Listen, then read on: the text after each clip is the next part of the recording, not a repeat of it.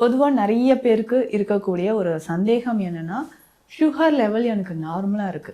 ஆனா ஒரு 6 மாதமா, 1 வருடமா இந்த HbA1c லெவல் மட்டும் எனக்கு குறையாம இருக்குங்க. இதுக்கு என்ன காரணம்? எதனால இந்த HbA1c லெவல் எனக்கு குறையாம இருக்கு? அப்படின்ற ஒரு டவுட் நெறைய ஆனா இந்த HbA1c அப்படின்னு சொல்றது ஒரு 90 டேஸ்க்கு ஒரு ஆவரேஜ் சுகர் லெவல நமக்கு குடுக்குது. அப்போ ஏன் இது குறையல? எனக்கு ஃபாஸ்டிங் சுகரும் போஸ்ட் பிராண்டியல் சுகரும் நார்மலா இருக்கு அப்படின்னா சில காரணங்களால உங்களுக்கு HbA1c லெவல் குறையாம இருக்கும். ஏன்னா நம்ம கிளினிக்கே ட்ரீட்மெண்ட் வரவங்க நிறைய பேருக்கு இந்த டவுட் இருக்கு. இதே மாதிரி சுகர் லெவல் எப்படி இருக்கு அப்படின்றத தெரிஞ்சுக்கிறதுக்கான ஒரு அளவீடாக நம்ம எடுத்துக்கிறோம். முதல் காரணம் அப்படின்னு பார்த்தோம்னா நம்மளுடைய உணவு முறை. சில நாள் டயட்ல இருந்திருப்போம், சில நாள் நான் ஃபங்க்ஷனுக்கு போகிறேன், வெளியூர் போயிட்டேன். ஸோ அப்போ எனக்கு டயட் ஃபாலோ பண்ண முடியலங்க, அதனால நான் கொஞ்சம் ஸ்வீட்ஸ் சாப்பிட்டுட்டேன், நார்மலான டயட் எடுத்துக்க முடியல. இந்த மாதிரி நிறைய பேர் எல்லாமே உங்களுக்கு அந்த 3 மாதத்துக்கு ஒரு முறை நீங்கள் டெஸ்ட் பண்ணுறீங்க பார்த்தீங்களா, அதை தீர்மானிக்கக்கூடிய காரணிகள். அப்போ சர்க்கரை நோயாளிகள் எல்லாமே சரியான விகிதத்தில் நம்ம ஃபாலோ பண்ணிட்டு வரணும்.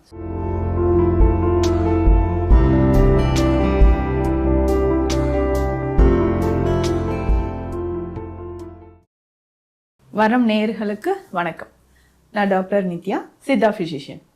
பொதுவாக நிறைய பேருக்கு இருக்கக்கூடிய ஒரு சந்தேகம் என்னன்னா, சுகர் லெவல் எனக்கு நார்மலாக இருக்குது, ஆனால் ஒரு 6 மாதமா, 1 வருடமா இந்த HbA1c லெவல் மட்டும் எனக்கு குறையாமல் இருக்குங்க. இதுக்கு என்ன காரணம்? எதனால இந்த HbA1c லெவல் எனக்கு குறையாமல் இருக்குது அப்படின்ற ஒரு டவுட் நிறைய பேருக்கு இருக்கும் இல்லைங்களா?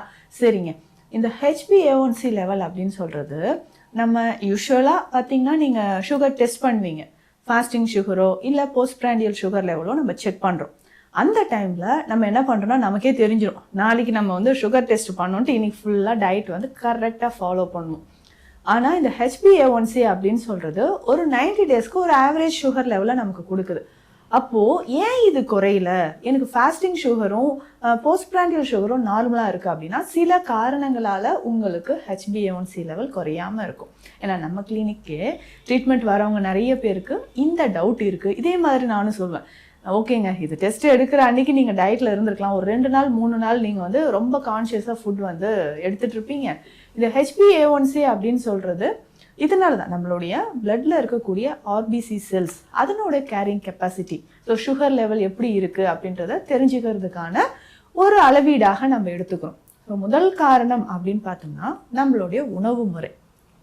சில நாள் டயட்ல இருந்திருப்போம், சில நாள் நான் ஃபங்க்ஷனுக்கு போகிறேன், வெளியூர் போயிட்டேன். ஸோ அப்போ எனக்கு டயட் ஃபாலோ பண்ண முடியலங்க, அதனால நான் கொஞ்சம் ஸ்வீட்ஸ் சாப்பிட்டுட்டேன், நார்மலான டயட் எடுத்துக்க முடியல. இந்த மாதிரி நிறைய பேர் சொன்னீங்கன்னா அப்போது நமக்கு பிளட் சுகர் லெவல் இன்க்ரீஸ் ஆகிருக்கும் இல்லைங்களா?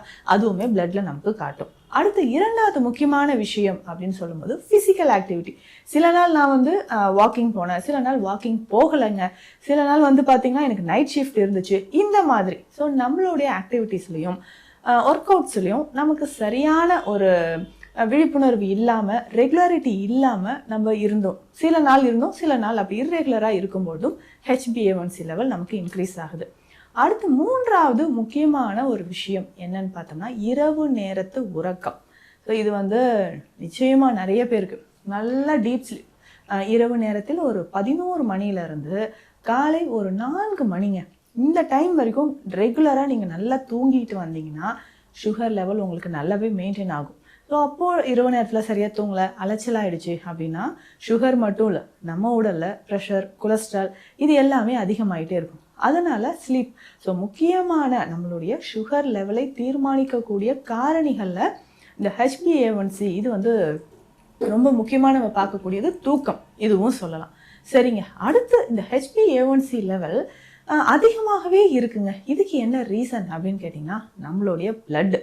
ஸோ பிளட்டில் இருக்கக்கூடிய ஹீமோக்ளோபினாக இருக்கட்டும், இல்லை RBC, WBC, பிளேட்லெட்ஸ், இந்த மாதிரி செல்களோட முக்கியமாக ஈஸ்னோஃபில்ஸ் நம்ம சொல்லுவோம்.